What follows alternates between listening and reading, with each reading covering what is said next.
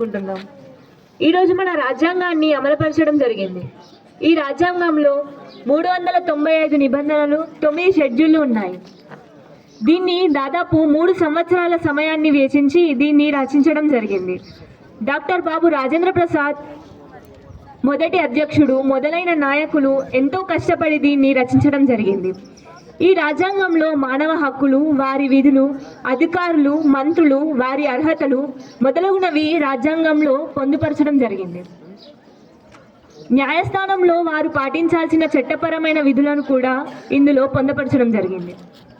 మన దేశ రాజ్యాంగం ప్రపంచంలోని అనేక రాజ్యాంగాలని పరిశీలించి అందులో ఉన్న మంచి విషయాలను గ్రహించి రచించడం జరిగింది. ఈ రాజ్యాంగాన్ని మన అందరం కూడా పవిత్ర గ్రంథంగా భావిస్తాం. ఈ రాజ్యాంగ అమలుపరిచిన రోజును మనం గణతంత్ర దినోత్సవంగా జరుపుకుంటాం. ధన్యవాదములు.